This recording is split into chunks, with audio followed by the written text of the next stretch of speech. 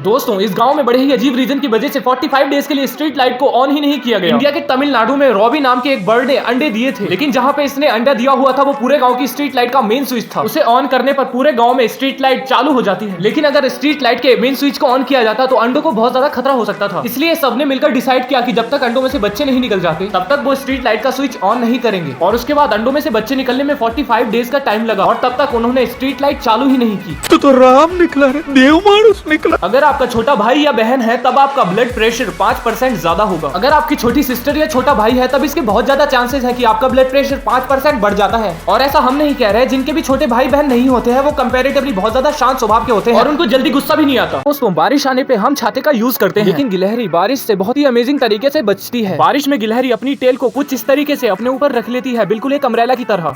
सोच है रे तेरी। अगर आपने यहाँ किसी को गलत दिन पे बर्थडे विश कर दिया तो आपको 40,000 रुपए देने पड़ सकते हैं। ये गलती भूल के भी आरकानसास पे मत करना। अगर आप यहाँ ऐसा करते हो तो फिर आपको $500 तक का फाइन लग सकता है, यानी कि करीब 40,000 रुपए। अगर हमारे शरीर पर छोटा कट लग जाता है तो वो हील हो जाता है, लेकिन अगर स्नेल की आंख भी काट ली जाएगी तो फिर उसकी आंख फिर से ग्रो हो जाती है। मौत को छू के टक से वापस आ सकते हैं। जैसे इस पिक्चर में रीजेनरेशन को दिखाया जा रहा है, जैसे आप इस पिक्चर में देख सकते हो कि कुछ ही सेकंड में कैसे ऑर्गन ग्रो हो जा रहा है। ऐसे ये इतनी जल्दी तो ग्रो नहीं होगा, लेकिन इसे ग्रो होने में कुछ महीनों का वक्त लगेगा। एक ऐसा साल था जिसमें गर्मियों का सीजन कभी आया ही नहीं। कैसा साल 1816 एक ऐसा साल था जिसे ईयर विदाउट समर कहा जाता है। इस साल में समर आया ही नहीं और इस साल में गर्मी इतनी कम थी कि किसी को महसूस ही नहीं हुआ कि समर सीजन चल रहा है। और उस साल जब ठंडी का मौसम आया तब बहुत ज्यादा ठंडी पड़ी थी और ऐसा लग रहा था जैसे कि इस साल समर आया ही नहीं।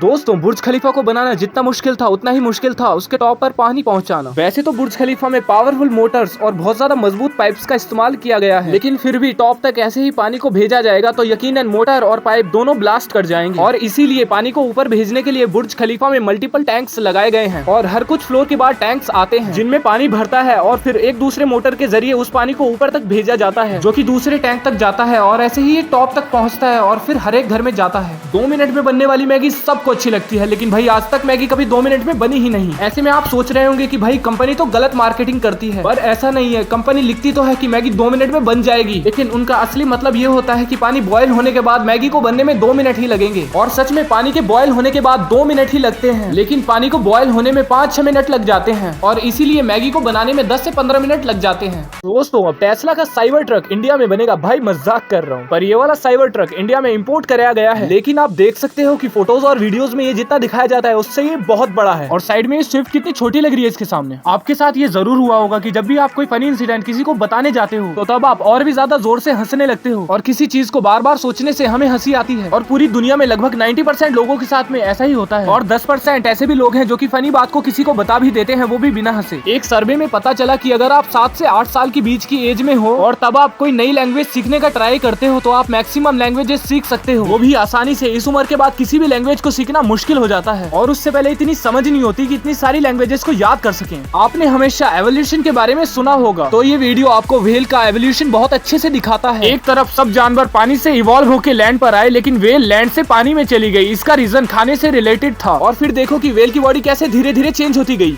दोस्तों टाटा नैनो फिर से आने वाली है, पर इसका डिजाइन पूरा अलग होगा और ये इलेक्ट्रिसिटी पर चलेगी, यानी कि ये एक इलेक्ट्रिक कार होगी और इसकी प्राइस 2 या 3 लाख रुपए तक होगी, जो कि बहुत सस्ती है। आप एक केले से किसी कच्चे फल को पका सकते हो। आप किसी कच्चे फ्रूट के साइड में पका हुआ बनाना रखते हो तो वो फ्रूट पक जाएगा, और अगर वो पहले से ही पका हुआ फ्रूट है तो वो और भी ज्यादा पक जाएगा। ऐसा इसलिए क्योंकि एक तो बनाना में रेडिएशन होता है और साथ में बनाने से ग्रोथ हार्मोन्स निकलते हैं, तो इसके आसपास के फ्रूट्स को भी पका देता है। कार की चोरी होने की बात तो आपने सुनी होगी, लेकिन इंडिया में तो ट्रेन भी सेफ नहीं है, क्योंकि कुछ चोरों ने ट्रेन के इंजन को ही चुरा लिया था। इन लोगों ने एक टनल बनाई जो किसी ट्रेन यार्ड तक जाती थी। यहाँ पर बंद पड़ी हुई ट्रेन या फिर उन ट्रेन को रखा जाता है जिनका भी काम नहीं है, और ये चोर यहाँ पर घुस गए और ये चालू ट्रेन के इंजन को चलाकर भाग गए थे। लेकिन भाई ये जाएंगे कहाँ? ये आपका माइंड ब्लोइंग कर देगा। एप्पल में काम करने वाला एम्प्लॉय सालाना 1 करोड़ तक कमाता है, तो इस हिसाब से एप्पल का एक फोन बिकेगा तो उसके पीछे वो आदमी इतने डॉलर कमाएगा। वहीं एप्पल कंपनी का जो इन्वेस्टर है वो सालाना एप्पल के शेयर से 6 करोड़ तक कमाता है, यानी कि एक आईफोन के पीछे $3। इसलिए कहा जाता है एम्प्लॉय नहीं इन्वेस्टर बनिए।